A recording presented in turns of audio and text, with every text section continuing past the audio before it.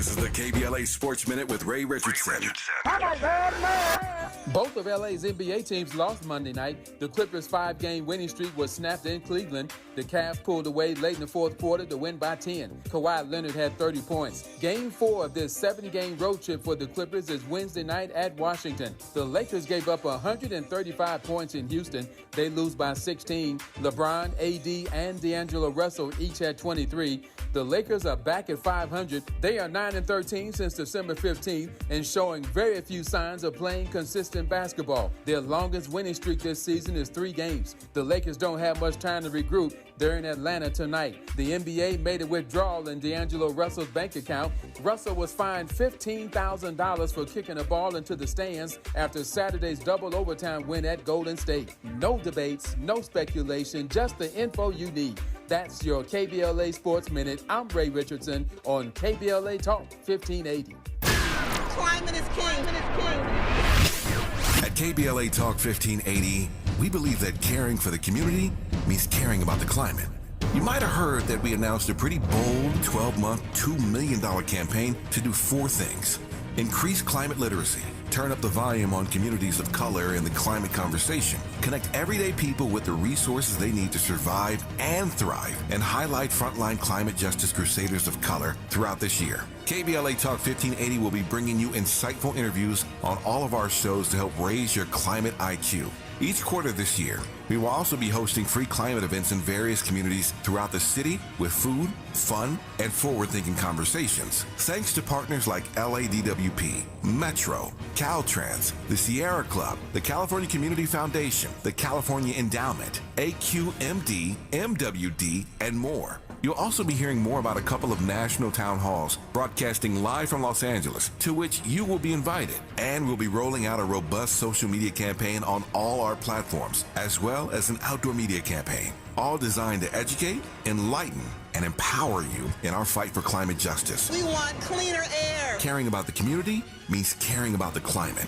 At KBLA Talk 1580, we believe that we really can change the world if we care enough. If we care enough. If we care enough. If we care enough. If we care enough. If we care enough. 1, 2, 3, go! Ha ha!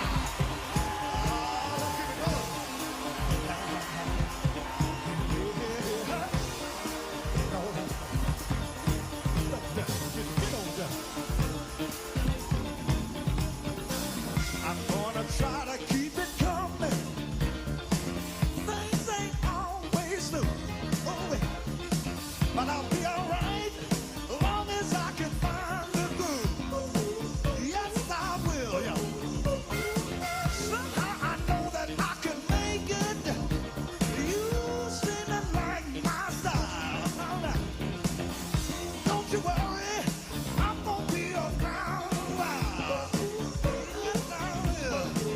I'm just happy to see you talk to me back in style again. Live from historic Leimert Park in Los Angeles, California, I'm Tavis Smiley, and I'm so glad to see you and me back in stride again.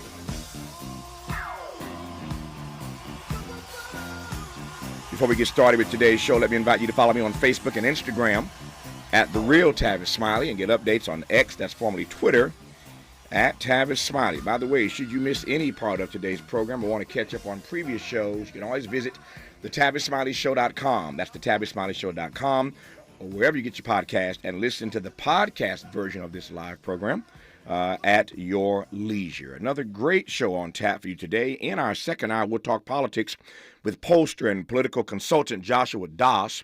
We'll meet Joshua today at the intersection of the presidential race, economic anxiety, and specifically African-American voters, and that is quite an intersection. Trust and believe. In our third hour, 2 conversations up first. Got a minute, Chef? Got no use for no dirty postcards, Vic. Get off my back, huh? I just want to talk to you. Call me up. You know my number. Come on, now, I'll buy you a cup of coffee, huh? Go sit in the park a minute? Hell no. Just tell me what you got to say right here. Tom, why don't you go get us a couple of cigars? What kind you smoke, Chef? Just say what you got to say, Big, huh? Get us a couple of El Garcios, huh, Tom? So here's the question. Did blaxploitation, that was Shaft, of course, you fans know that. I need to tell you that, smart audience. I got a bunch of those to play when we get to hour 3. I got some Foxy Brown. I got lots of stuff for you. The question, though, is did blaxploitation liberate or limit black narratives? Film critic Obie Henderson dissects the electrifying power and problematic legacy of blaxploitation cinema, if I can say it, in his groundbreaking book Black Caesars and Foxy Cleopatra, a history of blaxploitation cinema. We'll do that at the top of hour 3 with film critic Obie Henderson. On the B side of hour 3, can a musical masterpiece born 100 years ago still speak to today's America? Laura Downs answers that question with a vibrant reinvention of Gershwin's Rhapsody in Blue. She recolors it for 21st century America, weaving a century of immigrant voices into its iconic notes. So we'll do arts today in our third hour. We commence today's show, though, in dialogue with one of our nation's premier presidential historians who can help us wrestle with these historic times that find both the current and former president at center stage. We will also talk about his latest text, Silent Spring Revolution, John F. Kennedy, Rachel Carson, Lyndon Johnson, Richard Nixon, and the Great Environmental Awakening. The timing for that conversation couldn't be more propitious given what we're doing here around the issue of environmental justice. But I am pleased to welcome to this studio, it's been far too long, the preeminent American presidential historian, Douglas Brinkley. Douglas Brinkley, good to see you, my friend. How are you? Happy New Year. Happy New Year to you, Tavis. It's wonderful to be here with you. It's good to see you in person, man. Good to hear your voice, and thank you for this hour to talk to someone of your stature about these issues at this particular moment. So before I go specific, what are you making? How are you reading this moment in American politics? Well, when you told me this is what we'd be talking about, Tavis, we both started laughing because it's just dysfunction junction out there. I mean, every day it's more surreal than the last. There used to be in the 1960s, a lot of they used to call it, dark humor, but it was people like Terry Southern who did Dr. Strangelove or Kurt Vonnegut and these kind. Man, those guys couldn't make this stuff up. Nobody could make this stuff up. The real takeaway is that a lot of young people, young listeners, aren't really happy with their choices of Biden or Trump. Part of it is feels, what about us? We're Generation Z. And by the way, Generation X never had a president, meaning somebody born after, 1965. So there's a feeling, why are we going back to Biden-Trump? Not a lot of enthusiasm there. I think Biden's got a good record in many ways in the economy, and I think I believe at this moment he's going to win. It's a sort of steady Eddie approach to things. It's not vigorous, robust leadership in a way where oratory matters. I mean, nobody's ever accused Biden of being FDR or Barack Obama, But we'll see. He is, though, besieged by the Israel and Gaza, problems in the Ukraine, now dealings in the Middle East. We don't know where things are going to escalate. So the good news for Biden is the economy. Bad news is it seems like a long 4 years that he's been in. It's a tiring effect. Trump, I mean, how do you deal with somebody who has 91 and, indictments on him? How do you deal with somebody whose lies constantly defames people, belittles people? He is not a president. He is more like a gangster in the sense of Al Capone or kind of an old style, here's how I'm making the money and nobody's going to know where I'm moving it and I'm above the law approach. His base is solid, but I don't know where he grows the base. He's going to try to with black men who are disappointed in Biden or just aren't going to come out to vote for Biden, but they're energized maybe by Trump. But I end my little rap by saying, keep an eye on these third-party candidates as potential spoilers. Hold that thought. I want to come to that issue. Cornel West was just here not long ago. Dean Phillips is on the way. RFK is on the way. We've talked to Marianne Williamson. So I want to talk about those third-party spoilers, as you called it, in just a moment. And to your point about the Middle East, we now know that those 3 American soldiers who were killed in Jordan were all African-American. 3. One was 46. The other's 24. The other, I think, 22 or 23, young persons. But all three of those persons, it shocked, I think, Black America yesterday when they saw the photos and the names released of those three soldiers killed, all three of them African Americans. There are a number of issues there that I want to unpack with Douglas Brinkley. He is the nation's preeminent presidential historian, and you're listening to him right now, and I'm glad about it on Tavis Smiley. This is getting good. Yeah, man. Tavis Smiley continues when we come forward. What is dedication? My biggest fear in the middle of my addiction was that my kids wouldn't have a father. And I started thinking, you know what? This isn't my story. I definitely had to become a better man to be a better father. It's important to me that my kids are empowered and truly believe that if they can think it, they can do it. That's dedication. Visit fatherhood.gov to hear more. Brought to you by the U.S. Department of Health and Human Services and the Ad Council. Joey from Vermont, a farmer trying to get through the winter. Adriana from South Carolina, a single mother living paycheck to paycheck. Liam from Ohio, an injured father struggling to provide for his family. Hi, I'm Shanola Hampton, and I support the Feeding America network of food banks because they help provide over 6 billion meals to people in need each year. Learn more at feedingamerica.org. KBLA Talk 1580 is the exclusive media sponsor of this light of ours, activist photographers of the Civil Rights Movement. A dynamic new exhibition on view now at the Skirball Cultural Center in Los Angeles. This light of ours showcases more than 150 photos taken by movement insiders from diverse backgrounds that reveal the vital work undertaken by a broad coalition of organizers and everyday people whose collective action changed America.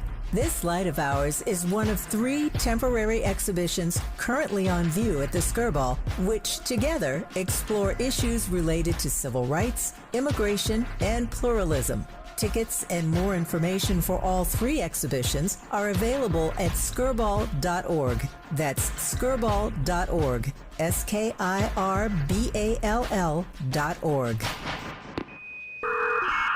We all agree that America has a very serious problem. Okay, KBLA delegation, we need your help as we launch our 2024 Climate Justice Campaign. We would deeply appreciate you going to our KBLA 1580 website and filling out a short climate justice survey, which will help us better serve our beloved community as we build out this campaign. It'll take you just a few short minutes to complete the online survey, and the information you provide us will be invaluable as we do our part to hold folk accountable and amplify the voices of our people in this climate conversation. When you take the survey, you'll be automatically entered to win seats at our annual Black History Month luncheon, Thursday, February 29th. So, hit our website at KBLA 1580. Help us out by taking the short climate justice campaign survey, and you could be our guest at our annual Black History Month luncheon, Thursday, February 29th. Thank you in advance for your consideration and cooperation. At KBLA Talk 1580, we care about the community, we care about the climate.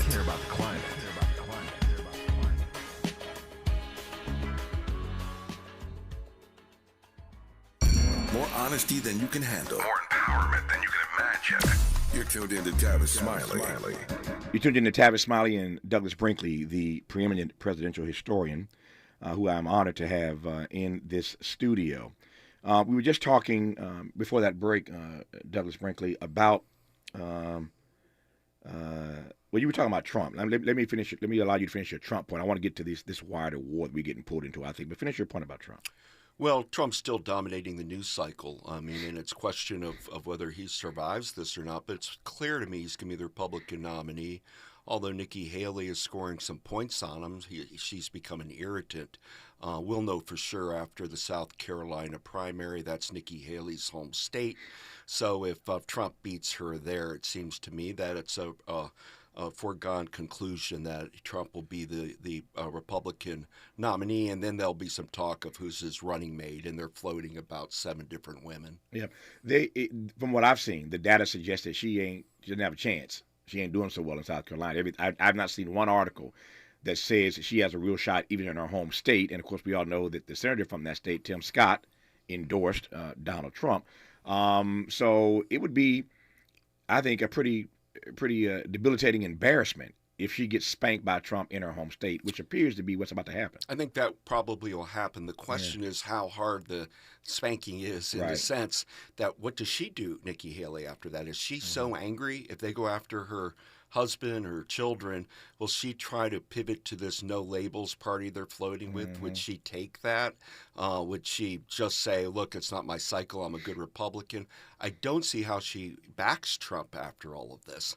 But you know, a lot of them, people like Jeb Bush, Trump beat before, and there they are groveling to be on Team Trump. Yeah, they all do that, don't they? It was funny for me. For me, of all of them, it was funniest for me to see DeSantis start to go. Okay. That was the funny part to me. I mean, I don't know how Nikki Haley comes back because she's hit him so hard. And the thing is, it's not like her punches have slowed since Iowa and since New Hampshire. She's going in harder even. But, you know, we shall see. I think by mid-March, the no labels is supposed to decide if they're running a candidate. And if they do, people like Liz Cheney or Nikki Haley, Chris Christie are all very attractive names to get on ballots and to fundraise. Yeah. You mentioned also, I'm gonna get to these soldiers who were killed, these black soldiers who were killed in Jordan. Trust me, because I got some commentary about that. I want to take your temperature on that as well. But you were talking about the independent candidates. I mentioned you that Cornel West was here not long ago. He's been here a number of times. Dean Phillips is on the way, a Democrat running against Joe Biden. RFK, we're working on a date with him. We've already talked to Marianne Williamson. Jill Stein will be here. So we're talking to all the independents, giving them an opportunity to be heard. What's your sense of how this independent thing is going to play in this particular election?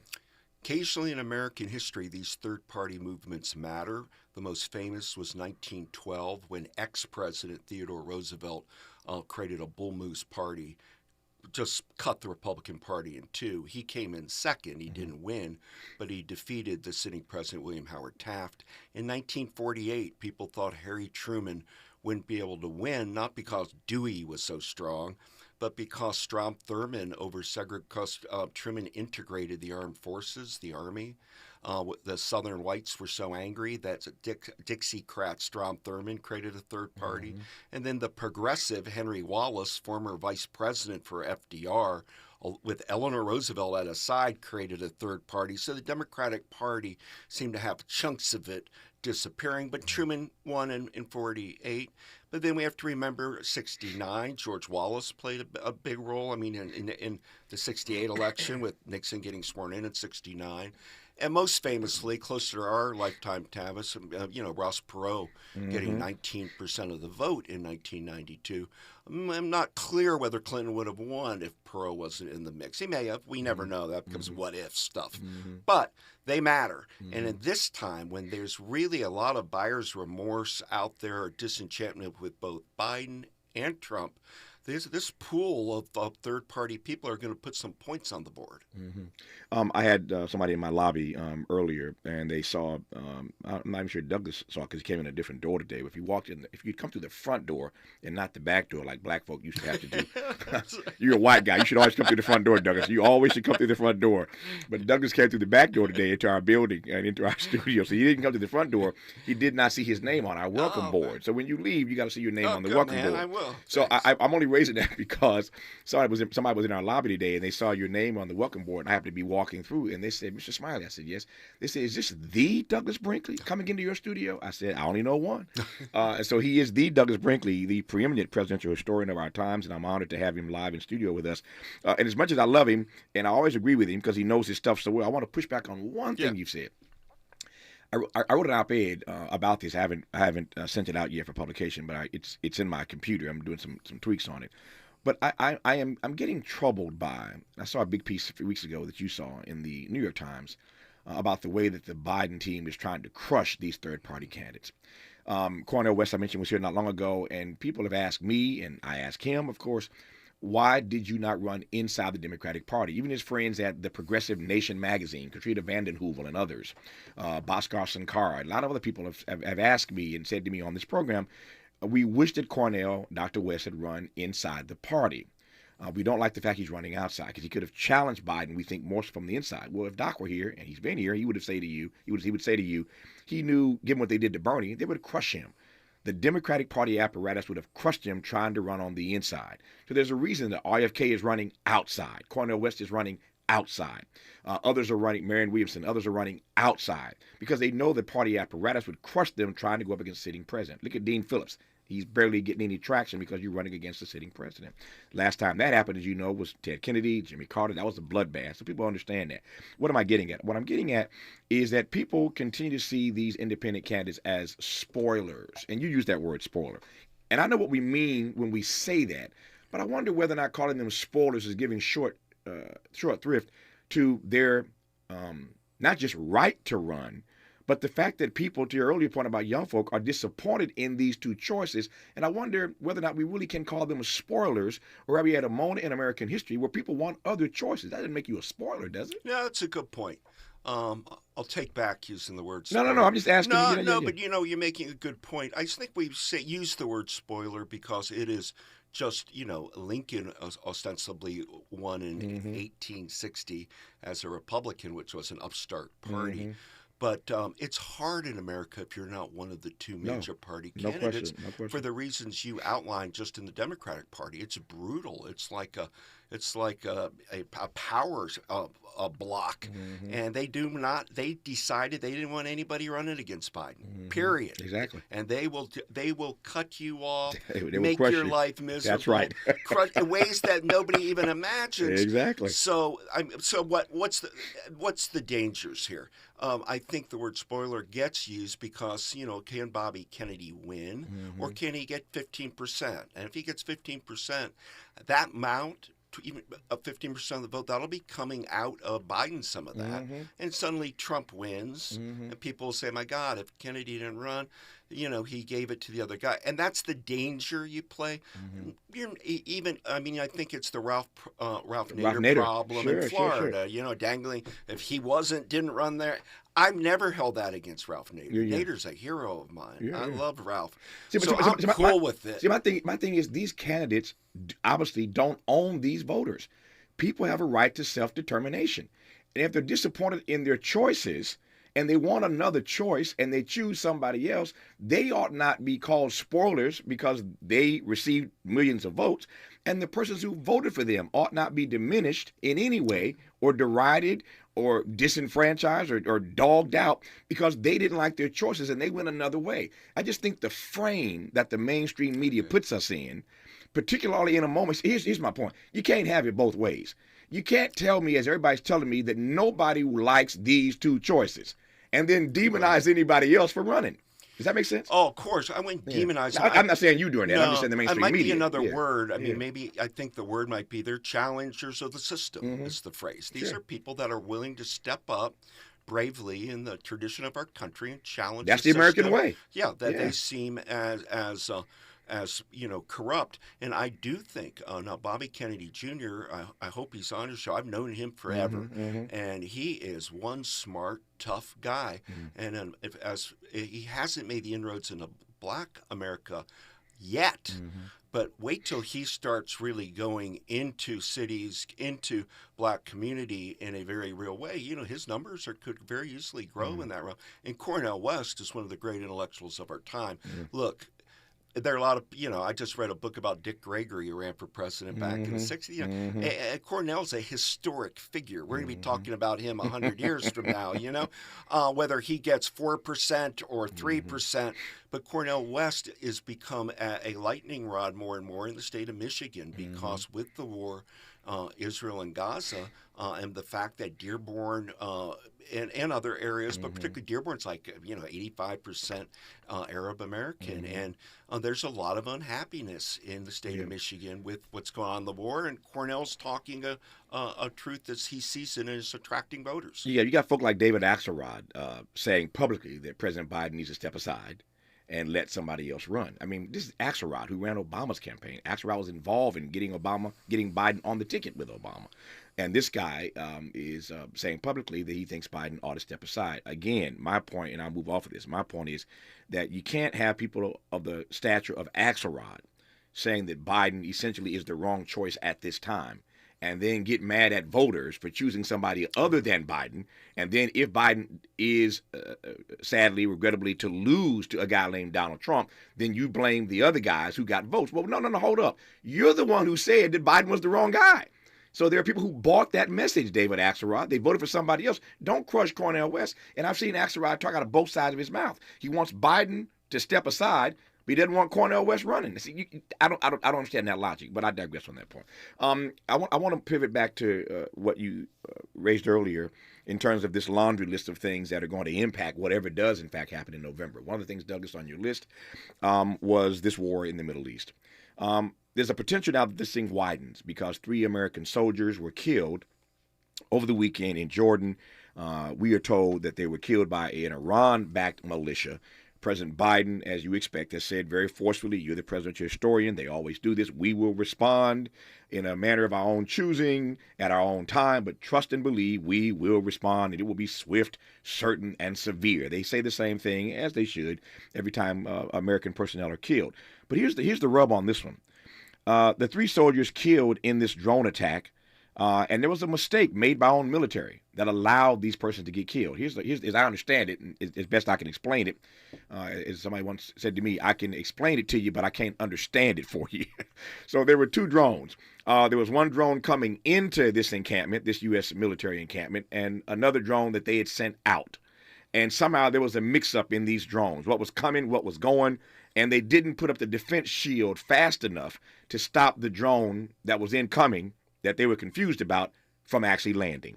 And it landed, and it killed 3 soldiers. But those 3 soldiers who were killed, identified yesterday, Sergeant William Rivers, 46, of Carrollton, Georgia, Specialist Kenny Sanders, 24, of Waycross, Georgia, and Specialist Brianna Moffitt, 23, of Savannah, Georgia, according to the Defense Department.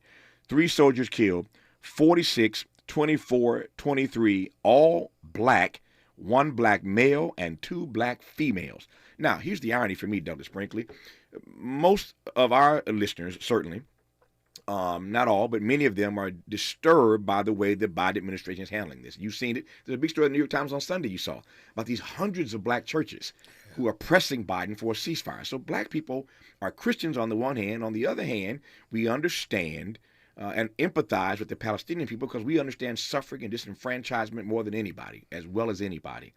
And so the irony is that we don't even want to be in this mess. And we think the president is mishandling it. And we want a ceasefire. And then you tell me that the first 3 soldiers who were killed just happened to be African American?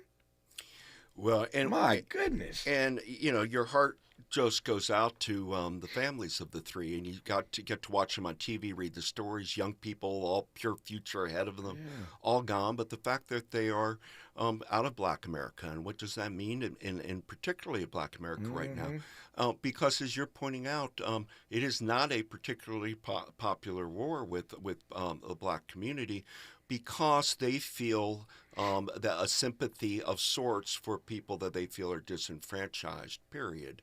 And yet Black communities, churches have been there to criticize what Gaza did, the killing of October 7th, the heinousness no question. So it will be interesting to see how that plays out. But the large point here we're making is Biden's got a tough job. I mean, on one hand, Israel is our closest ally. That's right. He has to double, triple down and support it. On the other hand, he's hemorrhaging with young people and Black America and other groups because of his handling of the fact that it's going on and on and on, and the death toll is going from 5,000 to 10,000 to 20,000 and grows. Then the fact that the money's not coming into Ukraine right now, and that he was behind that, and now with this situation, 3 dead Americans, but I have a feeling Biden administration doesn't want to get into war over there, or that the whole game will go unravel on him. So he's in a defensive crotch right now, and needs crouch and needs funding from a Congress that's not offering it very, very easily. I just don't think that these 3 dead Black soldiers helps him at all with Black people. No. And it certainly doesn't help him with young Black people, those young voters you spoke of earlier. They're not going to feel this at all. And you're right, it's a tough choice. I'm glad I'm not him, but I didn't ask to be president. He did. Let me ask you, Tavis. Ask me a question. I'll answer. Give me the question. I'll answer when we come forward. What do you think Bobby Kennedy or Cornel West do to attract younger voters more than they have. I'll give you my thoughts on that when we come forward. It's funny. The presidential historian is now asking me questions, but I'll do my best to keep up with him. His name is Douglas Brinkley. He's on Tavis Smiley.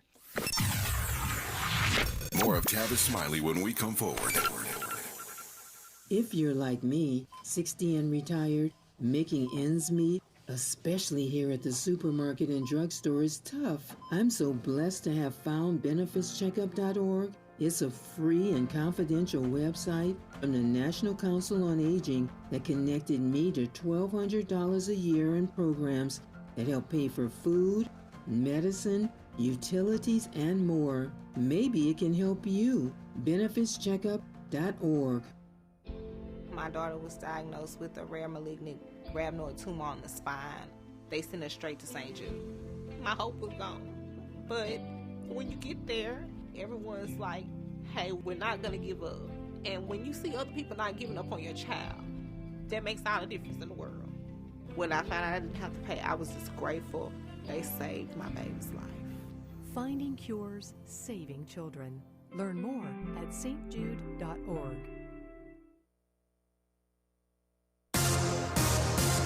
I'm Mike Moore. Here's the latest from the Black Information Network. The trial for rapper Young Thug is back on after a two-day recess last week in Atlanta, Georgia. The African-American rapper's real name is Jeffrey Lamar Williams. He's facing 8 criminal counts in a massive RICO case involving 5 other defendants. The trial has a total of 18 jurors. Prosecutors are expected to call at least 400 witnesses.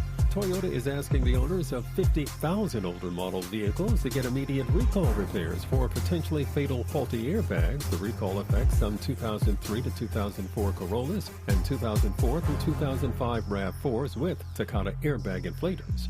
More than 67 million Takata inflators have been recalled since 2009 after causing at least 30 deaths. And that's the latest. I'm Mike Moore from your 24/7 news source, the Black Information Network and BINnews.com. Shop the closeout event at Lowe's. Get up to 35% off select major appliances. Plus, save an extra $100 when you spend $999 or more on all major appliances. Valid 1/4/24 to 1/24/24. Selection varies by location while supplies last. See Lowe's.com for details. This is the KBLA Sports Minute with Ray Richardson. Both of LA's NBA teams lost Monday night. The Clippers' 5-game winning streak was snapped in Cleveland. The Cavs pulled away late in the fourth quarter to win by 10. Kawhi Leonard had 30 points. Game 4 of this 7-game road trip for the Clippers is Wednesday night at Washington. The Lakers gave up 135 points in Houston. They lose by 16. LeBron, AD, and D'Angelo Russell each had 23. The Lakers are back at 500. They are 9-13 since December 15th and showing very few signs of playing consistent basketball. Their longest winning streak this season is 3 games. The Lakers don't have much time to regroup. They're in Atlanta tonight. The NBA made a withdrawal in D'Angelo Russell's bank account. Russell was fined $15,000 for kicking a ball into the stands after Saturday's double overtime win at Golden State. No debates, no speculation, just the info you need. That's your KBLA Sports Minute. I'm Ray Richardson on KBLA Talk 1580. We got a lot to talk about. I'm Reverend Gerald, the life coach. Is someone you love struggling with addiction and mental illness? Is improving your family's health important? Want to leave a legacy that your family can grow? Are you ready to enhance your perception of life experiences? Then wake up weekends at 7 a.m. with Urban Family Focus and get the wisdom, opportunity, resources, and motivation to live your best life. Join the conversation on Urban Family Focus Saturday and Sunday at 7 a.m. Unapologetically progressive. KBLA Talk 1580. We've got your black. You're listening to KBLA Talk 1580, where climate is king. Staples Print Big Sale means the more you print, the more you save. Get $20 off your print purchase of $100 or more, $50 off your print purchase of $200 or more, and $100 off your print purchase of $300 or more. Ends 2/10/24. See staples.com/print for details. Print more, save more at Staples. Hello, I'm John McKinney, your candidate for District Attorney. As an African American who has served our community for over 25 years, I'm proud to have successfully convicted the killer of Nipsey Hussle, standing up for justice where it matters most. But my commitment extends beyond the courtroom. I'm deeply invested in youth development, and when it comes to our police, I believe in accountability. It is essential that those who protect us are also responsible to us, reflecting the values and integrity of our community. This election, I ask for your vote. I am John McKinney, and I'm running to be your district attorney. Learn more at McKinneyforLA.com. Paid for by John McKinney for LA District Attorney 2024. You like the style, Doc? At KBLA Talk 1580, we are unapologetic about amplifying the voices of those who have historically been left out of the conversation. As we approach our 3rd anniversary this summer, the problem with talk radio in Southern California specifically, and America more broadly, is virtually unchanged. All day, all night, all white. We make no apologies for our prime audience, but true to the best of our tradition, we're committed to expanding justice and freedom for all. So when we receive messages from listeners like Neil, we just smile. I realize that I'm not your target demographic, but I love listening to your station as it is the only progressive station on the dial. That's us. Unapologetically progressive. KBLA Talk 1580.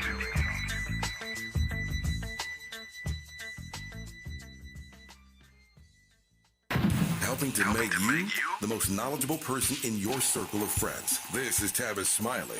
Let me take a stab at the question that Douglas Brinkley asked me moments ago, and then I want to ask him more questions in the time that we have between now and the top of the hour. And I'm glad to have him for the full hour. In case you've just tuned in, he is one of our nation's premier presidential historians. Just an honor to have him in this studio, Douglas Brinkley. His new book is called Silent Spring Revolution, John F. Kennedy, Rachel Carson, Lyndon Johnson, Richard Nixon, and the Great Environmental Awakening. I suspect the name you probably least know in that list is Rachel Carson. So we'll let Douglas Brinkley explain who Rachel Carson is in relationship to Kennedy and Johnson and Nixon and the environment. We'll talk about that. But you asked me a question about Bobby Kennedy and Cornel West. I think that there are two places they can make inroads that would challenge this whole framework and process. And it's not rocket science. We've kind of talked about it already. One is with young people. These young people are particularly disenfranchised feel disenfranchised and disappointed, obviously, in both Biden and Trump. And here's where I think Cornel West really has an opportunity. He is so loved on college campuses. I mean, he's been a professor, of course, for 40 years. He literally, I think, has spoken at every university in this country. I mean, he's always invited to speak at college campuses. So when he starts hitting those campuses, I think, Bernie Sanders did it better than anybody. And I'm not suggesting that Cornel West can do what Bernie Sanders did, but I know that his fundraising is ticking up. He has 4 young folk running his campaign, a 4-person team. They're putting him in all the right places. And I think on the college campus circuit with young people, Cornel West can have an inroad. I think Bobby Kennedy may do some of that as well. And the other, of course, is with these it's common sense to me. If you're running in a race like this, you want to appeal to those disaffected communities. Those communities happen to be oftentimes people of color, to your brilliant point earlier, in Michigan, where Cornel West is, spending a lot of time because that Arab community is significant in their vote. They can swing that state in Michigan. We know what happened in Michigan when Hillary and Trump were running against each other. She didn't campaign them in the last days. Trump pulls out Michigan. People still are mad at Hillary for not going back to Michigan. So Michigan's going to be in play this time around. So I think, long story short, young people and disaffected communities. That would be my response. What's your question? What's your answer to your own question? Yeah, I agree with that completely. And it's about how many states you can get on the ballot. Mm-hmm. Can Cornel West get into 20 states, 30, 40? How many states will Bobby Kennedy Jr. be on, or Jill Stein, or or Williamson? And that's tough because you can't. How do you win the presidency if you can't get on all the ballots? Right. With that said. Mm-hmm. Tavis, Lincoln wasn't on the ballot in 1860 in most of the southern states. He wasn't even on the ballot to vote for it. But I would think I would call it a third-party success.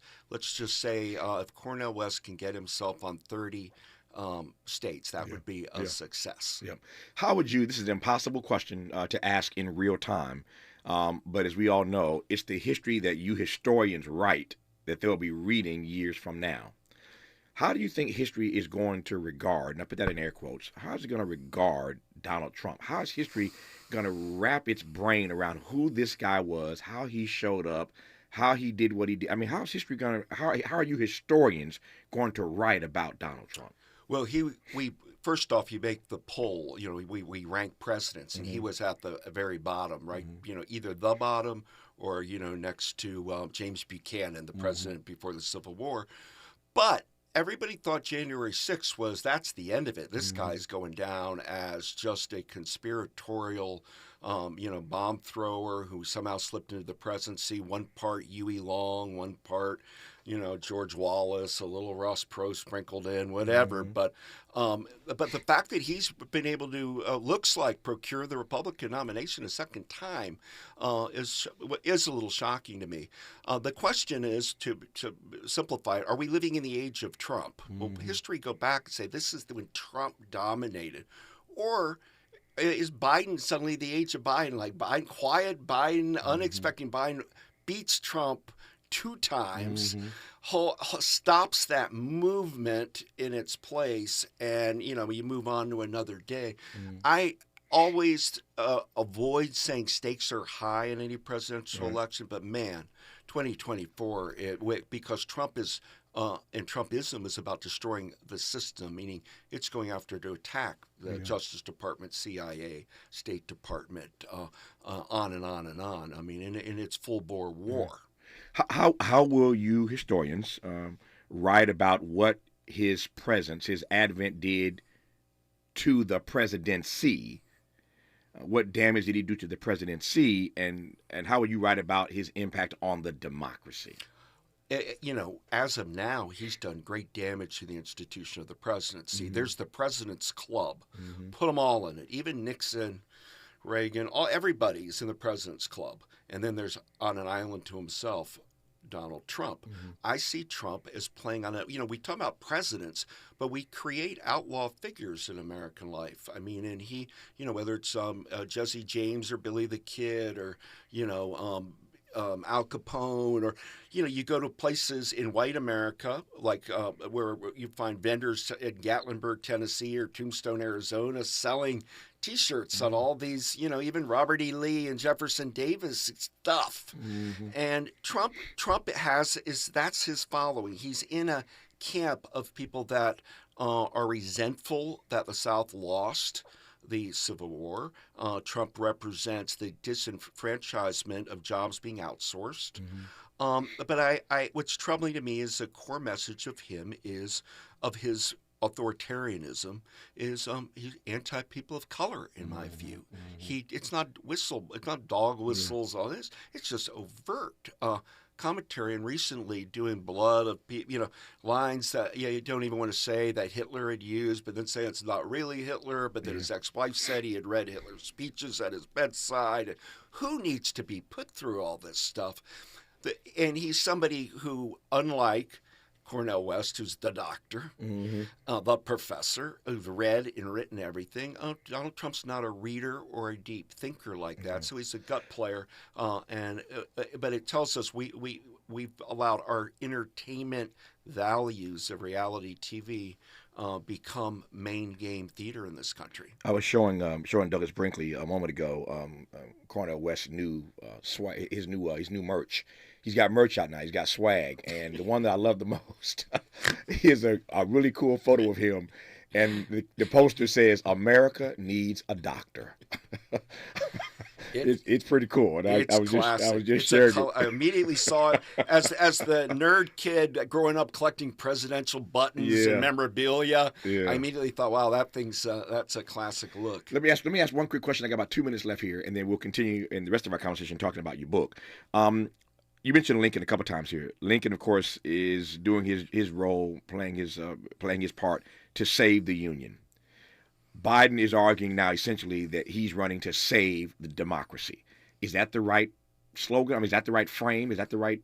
I think it's an okay speech, and he gave it at Valley Forge, and he's kind of repeated that a lot, but I don't think that's going to get you over the finish line. People want bread and butter issues. They want to feel the economy is doing better. They want to feel that America's is on a right trajectory. They want to try to have peace. They don't want this sense of America everywhere in the world, while a lot of our infrastructure in our own country is crumbling. Yep, fair enough. When we come forward, we'll spend the rest of our time between now and the top of the hour talking about Douglas Brinkley's new book. It's called Silent Spring Revolution, John F. Kennedy, Rachel Carson, Lyndon Johnson and Richard Nixon, and the Great Environmental Awakening. Who was Rachel Carson? Well, we'll tell you when we come forward. You're listening to Tavis Smiley. You're listening to Tavis Smiley. Tavis Smiley. Ranked number 45 on the Heavy 100 list of the 100 most important radio talk show hosts in America. What is dedication? My biggest fear in the middle of my addiction was that my kids wouldn't have a father. And I started thinking, you know what? This isn't my story. I definitely had to become a better man to be a better father. It's important to me that my kids are empowered and truly believe that if they can think it, they can do it. That's dedication. Visit fatherhood.gov to hear more. Brought to you by the U.S. Department of Health and Human Services and the Ad Council. Joey from Vermont, a farmer trying to get through the winter. Adriana from South Carolina, a single mother living paycheck to paycheck. Liam from Ohio, an injured father struggling to provide for his family. Hi, I'm Shanola Hampton, and I support the Feeding America network of food banks because they help provide over 6 billion meals to people in need each year. Learn more at feedingamerica.org. At KBLA Talk 1580, we do Black history every single day. In fact, as the only Black talk radio station west of the Mississippi, we are Black history. Our annual Black History Month luncheon is fast approaching, and we want to be sure to give you ample time to get your company, organization, church, or group to join us at this year's celebration on the last day of the month, Thursday, February 29th at noon. Last year, we honored iconic local Black media personalities, including Pat Harvey, Jim Hill, Mark Brown, Beverly White, Sandy Banks, and Pat Prescott, and raised $20,000 in scholarships. This year, we're honoring Black Hollywood creatives who have used their artistic genius as climate justice champions. At this year's luncheon, we will be showcasing and sharing their inspiring work on our big screen. Plus, a scrumptious meal, live music, great company, and lots of fun with your favorite KBLA Talk 1580 hosts. So contact us today at info@smileyAudiomedia.com or call 323-290-4690. That's info@smileyAudiomedia.com or call 323-290-4690. We hope to see you Thursday, February 29th as we close out Black History Month. At KBLA Talk 1580, we've got your Black. Watch out! You got me! The galaxy is safe once again. In the pretend universe, kids play with pretend guns. In the real world, it's up to us to make sure they don't get their hands on a real gun. If you have a gun in the house, keep it locked, unloaded, and stored separately from ammunition. Safe gun storage saves lives. Learn how to make your home safer at endfamilyfire.org. That's endfamilyfire.org. Brought to you by End Family Fire, Brady, and the Ad Council. May Fresh Daily in Leimert Park, Los Angeles, California. You're listening to Tavis Smiley. Tavis Smiley and presidential historian Douglas Brinkley, who I'm honored to have in studio. His new book is called Silent Spring Revolution, John F. Kennedy, Rachel Carson, Lyndon Johnson, Richard Nixon, and the Great Environmental Awakening. Watching my time, which is getting away from me. Tell me why this book and why now, Douglas Brinkley. We had 50 years ago that passed the Endangered Species Act, Statement Animals. You know what it passed the Senate by? 92-0. It used to be bipartisan. With the Environmental Protection Agency was created in 1970, and then the Black Caucus is created in 1971. And the Black Caucus, particularly Congressman Dellums of California, really gave birth to the idea of environmental justice and what is environmental racism, and looking at how the toxic debris of our industrial society is often placed in horrible ways in poor neighborhoods. And it's been deeply disproportionate. In my book, I write about pioneers of environmental justice being people like Cesar Chavez and Dolores Huerta, California, that were working the agricultural fields but getting sprayed and their children sick from all sorts of pesticides.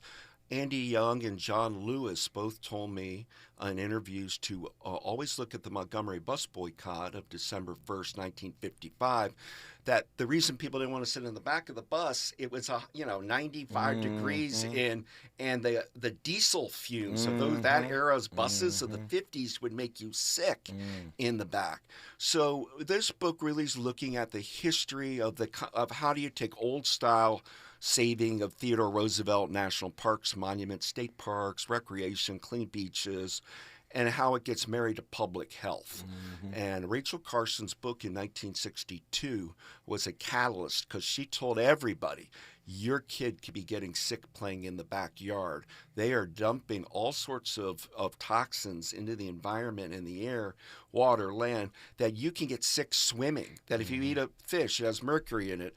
And so in that 1960s and what I call long 70s, you have things like the Santa Barbara oil spill or Lake Erie being declared dead, and the efforts that started getting to the first slogan of it used to be conservation. It becomes environment.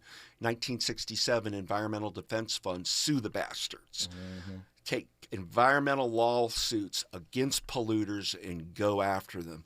And to be fair, I mean, I was surprised first term Nixon, his first guy, EPA Republican William Ruckelshaus, he was enforcing things. He was busting real polluters. But since then, so it's about 2 years they did that, people have found ways to move around it. And now, whether you look at Cancer Alley in Louisiana or you look at toxic dump waste sites outside of Chicago, I mean, it's a horrific legacy. Flint, Michigan's are happening all over the place. Sure. That one just happened to be the one of the moment that made Jackson, Mississippi. They're long list right now. I'm glad you mentioned Ron Dellum's name. It's a name we don't mention often enough around here. The late, great Ron Dellum, brilliant congressman out of Oakland and the most dapper member of Congress. Yeah. I love Ron Dellum.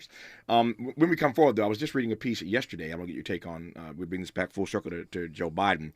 I was reading a piece yesterday that the environmentalists are a little upset with him. They don't think he's being as aggressive as he ought to be on his record on the environment. They think he's done some pretty good things on the environment. They think that part of what he ought to be leading with in this campaign is his work on climate justice. We'll talk about that before we let him go. His name is Douglas Brinkley, and he's on Tavis Smiley.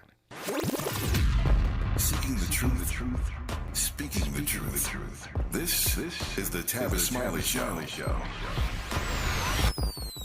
If you're like me, 60 and retired, making ends meet, especially here at the supermarket and drugstore, is tough. I'm so blessed to have found benefitscheckup.org. It's a free and confidential website from the National Council on Aging that connected me to $1,200 a year in programs that help pay for food, medicine, utilities, and more. Maybe it can help you.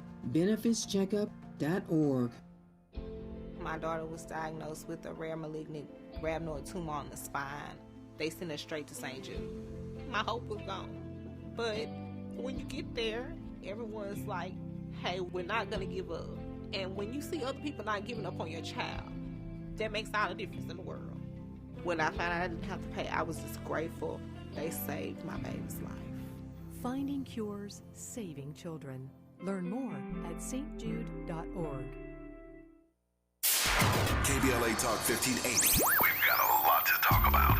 KBLA Talk 1580, connecting you with services and solutions. Stay Housed LA has the resources you need to know your rights and the legal support to back them up. The COVID-19 pandemic has cost people their jobs and livelihoods. This has left an estimated 1/3 of households not being able to make rent and facing losing their homes. This is a fear no one in our community should have to face. You have rights, though, and Stay Housed LA is here to help. Stay Housed LA is a partnership between the County of Los Angeles, the City of Los Angeles, and local community and legal service providers. Together, they provide tenants with the information and support needed to exercise their rights so they can remain safely in their homes. Find out more about your rights by participating in a virtual tenant workshop. Get the legal assistance you need. Find additional resources in Los Angeles County and the City of Los Angeles. Stay connected to Stay Housed LA County for updates. This and more at stayhousedla.org. Stay connected to Stay Housed LA for updates. This and more at stayhousedla.org. That's stayhousedla.org. Or call their hotline at 213-694-0040. We've got your black with a community call to action from KBLA Talk 1580. My ride smells just right, just right, just right, just right. Y'all gotta try that Febreze car.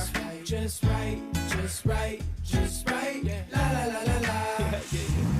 With up to 40 days of consistency, all over Febreze car clips right on your vent. You know my car's my happy place. Keep that smile on my face when it smells just right, just right, just right. Yeah. Breathe happy Febreze. La la la la la. Let's get back to more of this rich dialogue with Tavis Smiley. Tavis Smiley and Douglas Brinkley, the presidential historian, who I'm, again, delighted to have had this hour with. His book is called Silent Spring Revolution. That is Silent Spring Revolution. John F. Kennedy, Rachel Carson, Lyndon Johnson, Richard Nixon, and the Great Environmental Awakening. This program is heard across the country, based, of course, here in L.A. on my home station, KBLA Talk 1580. And we just announced a major 12-month, $2 million campaign that we're just getting off the ground now, a robust campaign to do four things, essentially: to increase climate literacy, number one; number two, to make sure the folk who are being harmed by these climate maladies get access to the resources that they need to help them; number three, that we include and involve voices of color in this climate conversation that have been left out; number four, that we identify those persons doing the heavy lifting, persons of color doing the heavy lifting in this fight, and expose them and let them be heard, give them an audience, give them a platform. We got a major outdoor media campaign. We got conversations all year long. It's very, very robust. If you go to our website at KBLA 1580, KBLA 1580, you can read all about our climate justice campaign for the entire year of 2024, and we're humbled, frankly, to be at the epicenter of this, and we essentially assigned ourselves to lead in this fight. I'm doing a conversation later this week on Friday with one of our affiliates, WURD in Philadelphia. I'm on their station talking about our work here in L.A. So we thank WURD for the opportunity to be heard on their program this Friday in the Philadelphia market. That said, I got 3 minutes left. I'll give it to you, Douglas Brinkley. I was reading an article yesterday that the environmental movement, the environmentalists, are a little disappointed in the Biden administration. They think he's done more on climate that he's not bragging about. He ought to be leading with that in this campaign. Well, in my book, Silent Spring Revolution, I noticed that we were talking about climate change. John F. Kennedy got a memo about it. Lyndon Johnson mentioned it in 1965. Famously, Daniel Patrick Moynihan wrote Nixon a memo saying, look, if this climate thing's real, goodbye Miami, goodbye New York. What happens to Seattle's unknown. So our federal government's known about this for a while, so now we can rank presidents on climate. And to be fair, let's say since Bill Clinton on, you really can. Biden's been the best. Biden's been really done a lot on the issue of climate change. However, they mix message it a lot. So they folded their big climate initiative into the word infrastructure to get it passed. But then out of nowhere, they did things like opening up Alaska Arctic for drilling and loses one hunk of the environmental crowd. They go nuts. Then they switch back on that. I would just go, if I were advising Joe Biden, go full bore on climate as a existential threat, climate justice as a main part of his issue. It'll connect to young people, it'll connect to people of color, it'll get the progressives involved, and start bragging about what he's done right with his climate agenda, instead of kind of nod and winking it because he wants to show that he's pro oil and gas drilling, meaning jobs also. That's great advice. Hopefully the White House is listening right now and they'll pay attention to you. I can tell you this. Douglas Brinkley, I happen to know this, little birdie told me, he's actually going to be in L.A. a lot over the next few months as a visiting professor at USC. And I shouldn't have heard that, because now that I know how close he is to me, USC is literally just down the street from this studio. Now that I know a presidential historian of his stature is going to be in the LA area for the next few months teaching at USC, I'm going to do my best to get him back in here once again or twice more while he's in town. So you won't hear, this is not the last you hear of Douglas Brinkley. If he's that close to me, trust me, I'm going to reach out and try to get him in again. But his book is called Silent Spring Revolution, John F. Kennedy, Rachel Carson, Lyndon Johnson, Richard Nixon, and the Great Environmental Awakening. The timing of the book could not be more propitious, and I hope the president listens and takes his advice on how to campaign on these issues around climate. Douglas Brinkley, I appreciate you. Love you, man. Thanks for coming in. We'll do it again. You got it. Good to have you here. We'll talk politics with Joshua Doss when we come forward on Tavis Smiley. KBLA 1580 Santa Monica. I'm Mike Moore. Here's the latest from the Black Information Network. The trial for rapper Young Thug is back on after a 2-day recess last week in Atlanta, Georgia. The African-American rapper's real name is Jeffrey Lamar Williams. He's facing 8 criminal counts in a massive RICO case involving 5 other defendants. The trial has a total of 18 jurors. Prosecutors are expected to call at least 400 witnesses. Toyota is asking the owners of 50,000 older model vehicles to get immediate recall repairs for potentially fatal faulty airbags. The recall